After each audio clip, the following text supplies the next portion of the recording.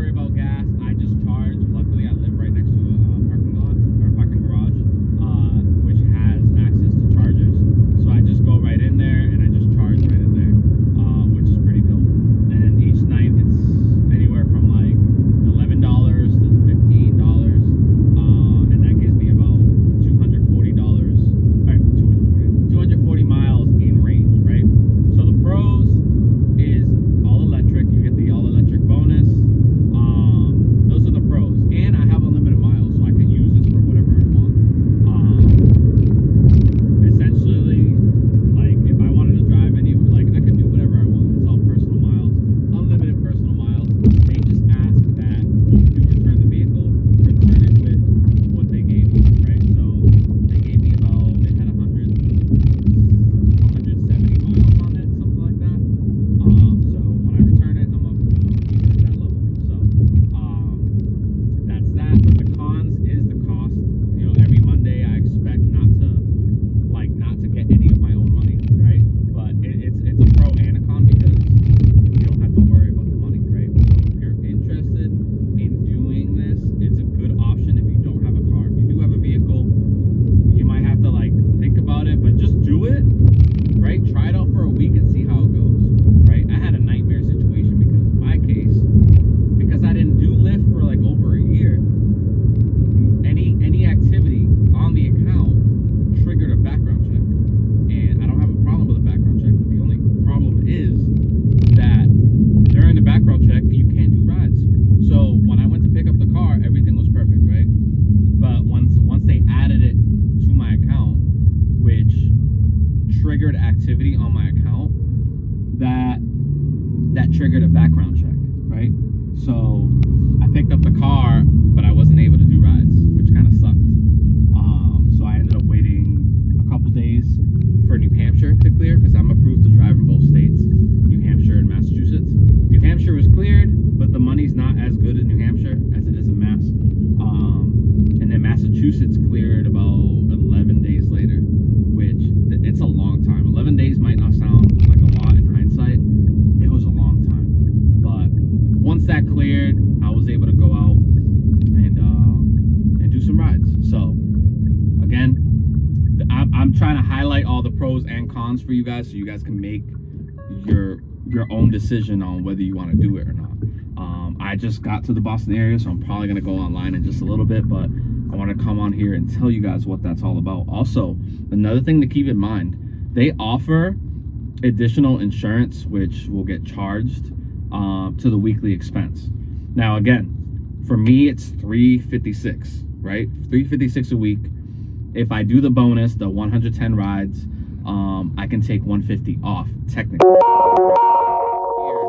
thought I logged out of that. You guys are gonna hear Lyft going off. I thought I turned it off. But yeah, you can take $150 off in my case, which brings the price down to roughly $200. The thing is, here in Massachusetts, this is what I was gonna go into earlier. They offer an hourly guarantee, right? So for me, it's $33 an hour guaranteed, right? Not the amount of time that you're out, the amount of time that you're actively doing a ride, right? So if I accept the ride request and I'm on my way to a pickup, that counts as time accumulated. That counts as time accumulated for at the end of the week. They check, hey, on average, right? Because there's days where you're gonna only make like 25, and I'm okay with that for now because I know the guarantee is there. But the guarantee only applies in Massachusetts. There's a couple other states that might have a similar program, or maybe the law is being put into place, but this isn't through Lyft or Uber. This is literally Massachusetts law that you have to make, or the company has to pay at least $33 an hour. So they have these bonuses built into it. This is another one of the cons that I noticed. The bonus counts towards the hourly. So once I make that, man, this thing's gonna be going off like crazy. Once I make that bonus, I don't know how loud it is, so I'm gonna be yelling. But once I make that bonus, that counts towards my hourly. So if I hit that I think it was 75. I think you get $75.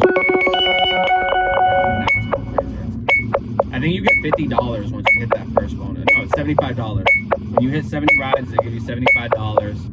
Then you do another 20 rides, they give you, I believe it's $20, and then it's $25. And then when you get another 30 rides, I forget, but it's 110 rides, and they put it in tiers. Once you get 70 rides, they give you a certain amount. Once you do another 20, they give you a certain amount, and then once you do like another 30, they give you a certain amount. So it all adds up to 310. Yeah, 70, 20, and then 20. Okay, I did the math wrong. Yeah, 70 rides, then you unlock the bonus 20 rides, and then another 20 rides, you get the last part of the bonus. And they made it so that the last part is 50. So it's 70, 75, 25, which is 100, and then the last one is 50. So the total will be $50. But with the hourly guarantee, bonuses are included in that hourly guarantee. So it's like you're gonna get your 33 an hour regardless, but I thought the bonuses weren't gonna be counted towards it, so that you get even more money, if that makes sense, right? But the cool thing is that tips aren't included in that bonus. So if someone tips like $1,000, that doesn't count towards your hourly guarantee. That probably won't ever happen, but just a dramatic example. But yeah, I also have this thing here where I'm doing I made like a little flyer. I bought a pack at I have a BJ's wholesale membership, so I saw this video of this guy you know, selling drinks in his vehicle, or just offering it. So he has a sign there. I gotta make it more visual, so that people can see it more, because it's like it's looking like this, but I gotta put it somewhere or like hang it, but there's just no good spot to put it at. Whatever, I'll figure that out. But yeah, those are the pros and cons when it comes to Lyft. Uber has a similar program. I know for the Tesla, because I want to rent a Tesla. I've driven Teslas before, they're nice. If I want to rent a Tesla, it would be, I have to at least do 150 rides on Uber platform for me to qualify to even get the Tesla. But I don't know what the bonuses they have when it comes to that, or what the cost is for the Tesla weekly, because 350 something is not really it, you know, because at the end of what, that's 700 every 2 weeks, 1,400 a month. That's like rent right there. So I don't know, but anyways, just want to make that video so you guys have something to go off of. But I'm gonna wrap it up here.